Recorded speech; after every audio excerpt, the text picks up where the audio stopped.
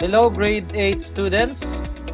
Welcome sa isa na naman nating video lesson in mathematics for grade 8 quarter 1 module 1B entitled Factoring Perfect Square Trinomials and General Trinomials. Lesson 1, Factoring Perfect Square Trinomials. Just a quick recap, class. Tandaan po natin na ang matatawag po nating perfect square trinomial, ang isang polynomial kapag ganito po ang kanyang forma. A perfect square trinomial is the product when we multiply two binomials in the form of a plus b or a minus b. Ibig sabihin po niyan, class, pag i-square natin tong a plus b, ibig sabihin a plus b times a plus b. Ang product po nila ay square trinomial a squared plus 2ab plus b squared. So ito po yung perfect square trinomial sa right side. The product of squaring a binomial a plus b or a minus b form. So dahil ang ate pong lesson ay factoring perfect square trinomial, ibig pong sabihin given na po itong perfect square trinomial na ito, and we will find its factor a plus b form or the a minus b form. May clue na po tayo na pag perfect square trinomial pala ang given, ang kanyang factors is either a plus b times a plus b or the binomial a minus b times a minus b. So pag plus po yan lahat, class, positive, positive, positive, so may clue na po kayo na ang factors niya ay a plus b. Pag a minus b naman, ang factors, ang clue ninyo, pattern ng kanyang signs ay positive, negative, positive. Alright? So how would you know that it is a perfect square trinomial?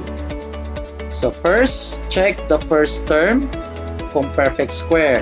The last term should also be perfect square. Yan. And then, the middle term is twice the product of the square root of your first term and the last term. So, kaya yan 2ab. So, pagkakaiba lang nila sa isa, minus 2ab. So, twice the product of the square root of a squared, which is a, and the square root of the last term, which is b. Under what's new ng ating module, we will answer activity entitled Am I Perfect? So, ang gagawin lang natin dito, class, write P if the given polynomial is a perfect square trinomial and N if not. How to determine a perfect square trinomial? Number 1, a squared minus 22a plus 121. So, what is the first step? Tingnan kung si first term at saka si last term ay perfect square. So, si a squared ba ay perfect square? Yes, because that's a times a. Therefore, yung square root ni a squared is a. Okay, so check si first term. Then, si 121. Is 121 a perfect square? Yes, because 121 is 11 times 11. Therefore, pag kinuha mo pala ang square root ni 121, it is equal to 11. So, check then. Si middle term, that is minus 22a. So, check natin kung is it in the form of negative 2ab, wherein your a is the square root of first term, and your b is the square root of the last term. Sige, let's try. So, negative 2, your square root of the first term is a, your square root of the last term is 11. So, you have negative 2 times 11, that's negative 22a. So, check ang form niya na minus 2ab. So, therefore, perfect square trinomial. Kasi pag i-check rin nyo rin yung signs niya, plus, minus, plus. So, pasok. Si number 2, pattern niya is plus, sign, ang pattern ng signs niya, plus, minus, plus. So, pasok. So, determine natin yung first term ni number 2 at saka si last term. Investigate natin is b squared. Perfect square. Yes. B times B yan. What about 16? Si 16 ba ay perfect square? Yes. 4 times 4 yan. What about negative 8B? Si negative 8B ba natin ay pasok sa form na negative 2AB. So, let's try. Negative 2. Ano ba ang square root ng ating first term? B. Square root ng ating last term? 4. And that is equal to negative 2 times 4. That's negative 8B. So, check. Therefore, you can write B. That's our answer for number 2. Number 3 na po tayo, class. Let us investigate number 3. 4d squared plus 20d minus 25. So, ano ngayon uli yung format natin for perfect square trinomial? Diba yung isa is a squared plus 2ab plus b squared. Yung isa naman is a squared minus 2ab plus b squared. So if we are going to check the sign, that is plus, plus, plus. Ito plus, minus, plus. So itong number 3, that's plus, plus, minus. So hindi siya napasok sa pattern ng ating signs for a perfect square trinomial. Therefore, N yan. Okay, nakuha. Number 4, ang pattern ng signs sa plus, plus, plus. So, let us investigate the first term. Si first term square root, meron ba? Square root na 100, that's 10. Then, square root ng e squared. That is e. So, try natin si 2ab. 2. Si a natin is 10 times. Si b natin is e. Okay. So, this is equal to 2 times 10, that is 20e. Therefore, mali yung second term niya kasi 50. 50e. So, N.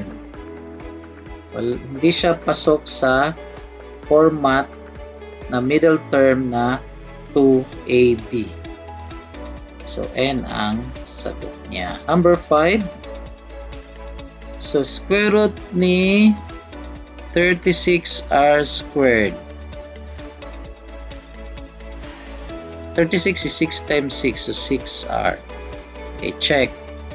Then, square root naman ni last term, 25t squared. That is 5t. Alright, so check natin si, yung pattern niya is plus, minus, plus. So, pasok. So, i-check natin si negative 2ab. Okay. The negative 2 Yung a natin is times 6r times square root ng last term natin or si b is 5t. So therefore, negative 2 times 6, that's negative 12 times 5 times 5 rt. So 12 times 5, that's 60. So may negative 60 rt.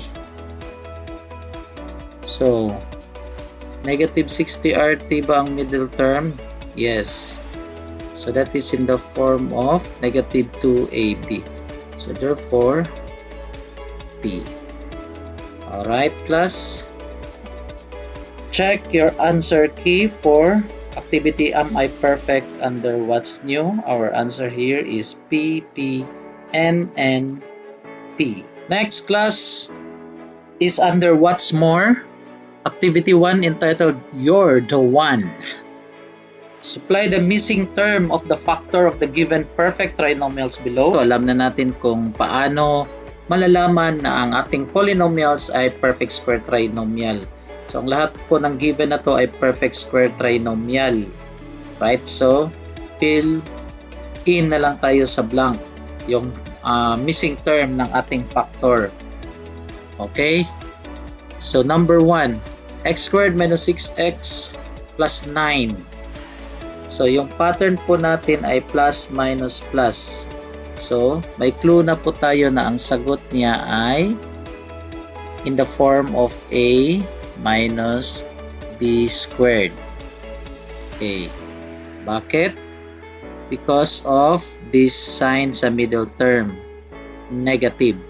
Okay. So, all we have to do is to find the missing term na b, value ng ating b. Okay? So, ang value po dito sa second term ng ating binomial ay root or square root ng ating third term ng ating trinomial. Okay? So, si a natin is equal to the square root of x squared. Diba? Which is x. So, yan. X yan. Si b naman natin ay square root ng third term, which is 9. So, what is the square root of 9? 3. So, yung sagot po natin ay 3 dito. Kuha. Number 2. 4x squared minus 4x plus 1. So, ang missing na term ay ang first term. So again, how to get the value of your a minus b square. So, si a ay ang square root ng first term. So, our a is the value of the square root of 4x squared. So, what is the square root of 4 and square root of x squared? Square root of 4 is 2. Square root of x squared is x. So, sagot natin dyan is 2x. Number 3.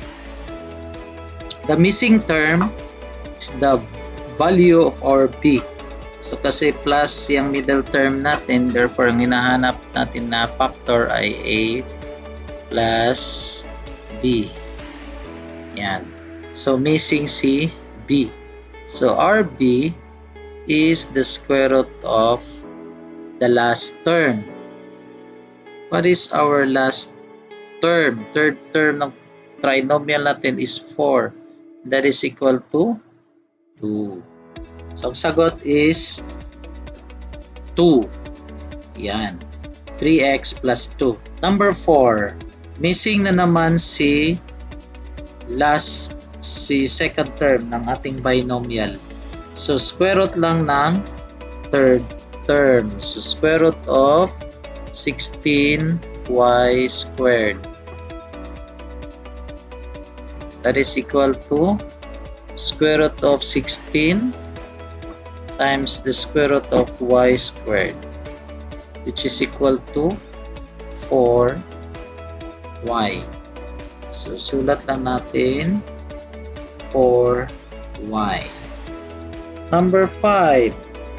First term ang missing ng ating binomial. So, pag first term, square root yan ng first term ng ating trinomial. So, just find square root of 16a squared.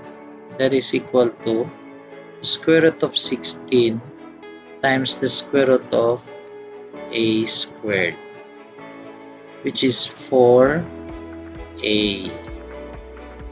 So, sulat natin dito 4a. Alright. So, check your answer key. Under activity 1, you're the one of what's more. Next, activity 2, break it perfectly.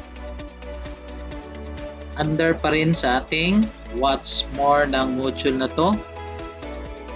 So let us read the direction. Factor the following completely by writing each of the perfect square trinomial as the square of a binomial. So ang isasagot po natin dito, class, ay yung factors na ng ating trinomial. It is in the form of the quantity of a plus b squared or a minus b squared. So number 1, y squared plus 20y plus 100. So again, let us check the sign. Let us check the sign in the middle term, that is positive. So therefore, ito po yung ating clue. Yung square the binomial a plus b kasi plus, that is equal to a squared plus 2ab plus b squared. Okay. So, what is our a? That is the square root of our first term. So, our a here is square root of y squared, that is equal to y, and our b is the square root of 100, which is 10. So therefore, yung a plus b po natin ay, yung a natin is y plus 10 squared. So ito po yung sagot natin. Number 2, k squared minus 8k plus 16. Okay, sign of the middle term is negative. So therefore, nahanap natin ang value ng a minus b squared natin. Okay, so we have a squared minus 2ab plus b squared. So anong value ng ating a squared? Sa given, that is k squared minus 8k plus 16. So, ito lang po yung target natin na value ng a tsaka ni b. So, si a squared is k squared, therefore, si a natin is the square root of k squared, which is equal to k. Then, si b natin is square root of 16, which is equal to 4. So, therefore, our value ng a natin ay k minus 4 squared. Yan. K minus 4 squared. Right. Next, number 3. Okay, alam na po natin, pag plus yung middle term, So, hinahanap natin ay si a plus b squared. So, how to get a? Again, the square root of the first term, 16m squared. Then, si b is the square root of the third term, 36. So, ito tayo kay a. Square root of 16 is 4. Square root of m squared is m. Square root of 36 naman ay 6. So, therefore, we have 4m ng sign positive plus 6. Yan. 4m plus 6 raised to 2. 4m plus 6 squared. Number 4 class. Again, middle term sign is negative. So, a minus b squared po ang hinahanap natin na value. How to find a? The square root of our first term, 49b squared. 49b squared. 49 yan. That is equal to square root of 49 is 7. Square root of b squared is b. Our value of b is the square root of the third term, which is 1. That is equal to 1. Therefore, we have 7b minus 1 squared. So, sulat natin dito 7b minus 1. Last number na po tayo, class. Number 5. So, copy lang natin 3x squared y minus 24 xy plus 48 y. Check natin si first term kung perfect square ba at saka si last term. Hindi. Alright? Kasi ang perfect square lang nila si x squared. Si y hindi. At saka si 3 hindi. Sa last term naman si y ay hindi rin perfect square. So, all we have to do here is tatanggalin natin yung factor, no? I-factor muna natin. Hanap tayo ng common factor. Common factor ng tatlong term. Na ang magiging resulta dapat si first term ay perfect square at saka si last term. So, si first term, clue natin dito si first term. Si x squared lang yung perfect square niya. So, may clue na tayo na pwede nating ilabas si 3y. Right? So, ang matira si x squared na lang. Minus 24 divided by 3, that is 8. xy divided by y, so si x na lang. Plus 48 divided by 3, 16. So, perfect square na. So, y cancel out. So ito, is that a perfect square trinomial? Yes, perfect square si first term, perfect square si last term.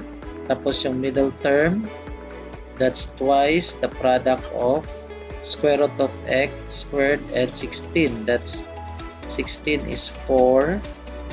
Square root of 16 is 4 times 2, that's 8 times x, 8x. So, pasok. This is a perfect square trinomial.